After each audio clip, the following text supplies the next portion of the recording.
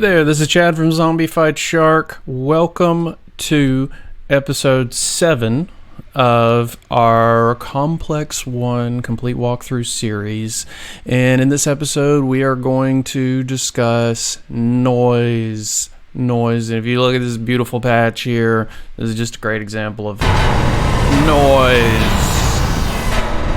There's all kinds of madness going on in here, isn't there? And if you don't use noise, you should, because it's very powerful. In this, there's a free bundle of patches in the description, or a link to them rather. So you can go download this and many other patches that I created just for fun as a freebie. So let's figure out how to use noise. You know, let's, as we always do, let's start at the top. Right here, we got all these different kinds of noise: red, blue, resonant, band, static, binary, buffer. You know, traditionally it was like white noise, pink noise. That's mostly what you would see. But there's all kinds of all types of noise. We're not going to get into the theory of noise in this particular series. We're just going to figure out what do these things do. Important, if you go out here where it says white, then your output is white noise. It is not, if you are trying to select one of these, then you have to use this output right here. So there's our red noise. So just, you know, it's hypnotic. Real quickly, we'll go through the different noises, and you see this color knob, and you can hear what it does. It kind of, you know, sort of in this case, it's sort of a filter sweep when you're playing with that. Just to automate it, we'll connect this LFO to this bad boy right here, which is your noise color amount, and so we'll hear it sweep every time as we go through. So starting, there's your red noise. That's what it sounds like. Blue. And all of these kind of have their place. You know, they're all do different things and can be used in different situations. You know, band noise is tunable almost.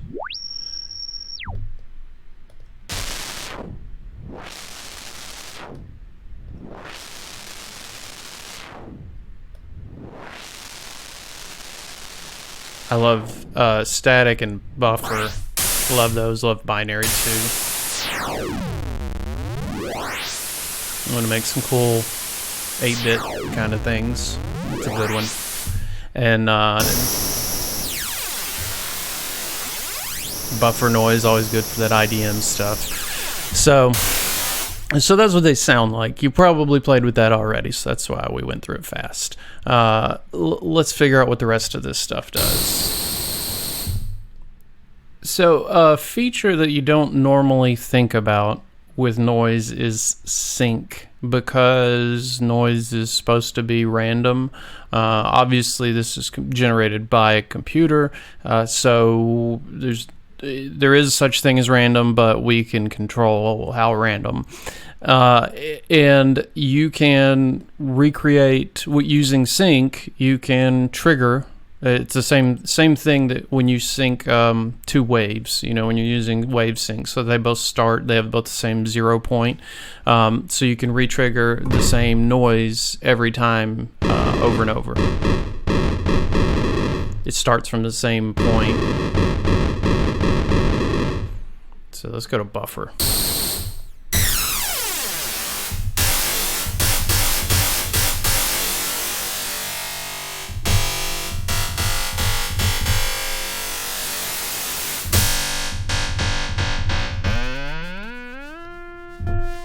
So I'm triggering it with my gate there. I'm syncing it with the gate. And as with everything, you could do that with anything, whatever feels good.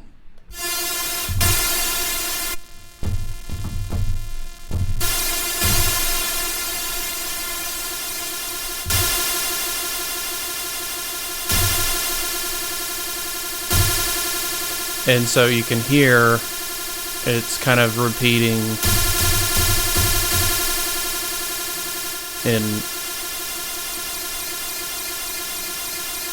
So it's playing a wave shape, and it's syncing, restarting every time that LFO is peaking that we ran there. So different concept, but could be useful depending on the kinds of sounds you're making, especially if you use this for making cymbal sounds and things like that. The next one, we've already used it, the color, noise color amount.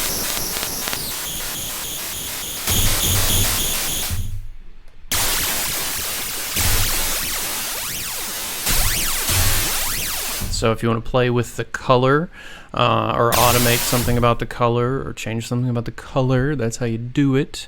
This next one, noise rate amount, which is another one.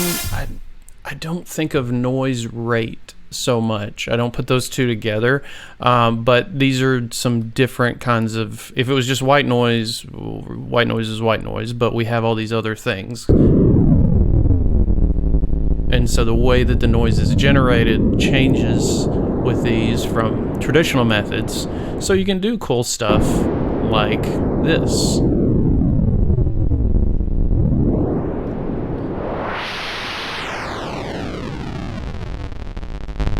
So that low noise rate, there's just more space between it, and it's jumping around slower. And then more frequencies are added, and it's jumping around faster as the rate goes up.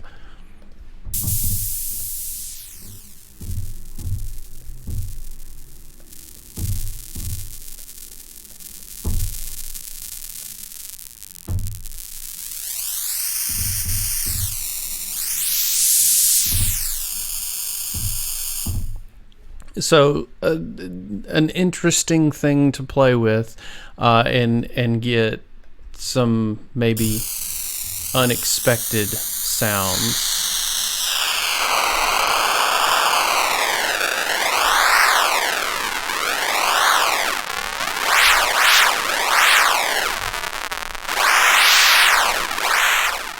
So just as an example here, I've run this LFO to two places. I ran it to filter frequency up here, and then to my noise rate amount here, and it's controlling the filter frequency amount here.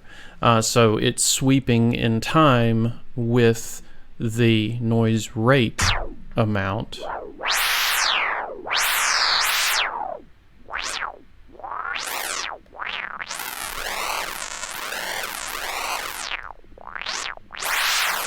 So you just get this kind of weird, randomy type of thing going, and same thing here, sweeping it with the color. And the two are a little bit related.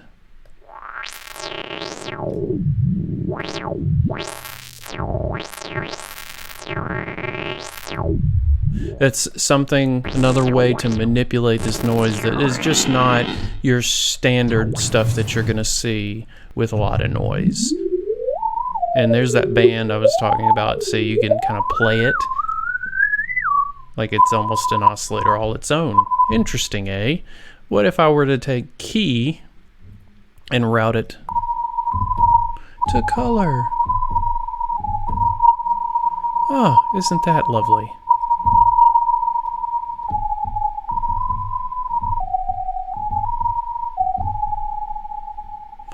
So you can play noise, but you play with this rate, and then you got some other weird and interesting stuff going on there.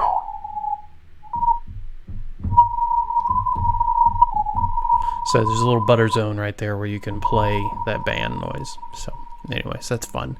And I think we understand what out does. Last but not least, white noise, good old-fashioned white noise. Wow, that's loud. I can hear the ocean. Put your head up to your speakers and you can hear the ocean. So that's that white noise is good for a lot of things. cymbals, you name it. And later on, when we get into automating and like you can generate beats with COMPLEX-1, noise comes into play a lot there. So it's really fun. So we'll come back to that bad boy. You'll see more of Mr. Noise in the future. So if I didn't cover something enough, please let me know in the comments below. I do read them, and I do appreciate your comments, and I try to address them when I can. And I very much appreciate your eyes and ears on this. Like and subscribe if you appreciate this content, just so I know I should keep making it. And on this next episode, we are going to talk about the shaper. So there it is. There's the shaper. So you got that to look forward to, which is nice. And I look forward to talking to you then. Thanks.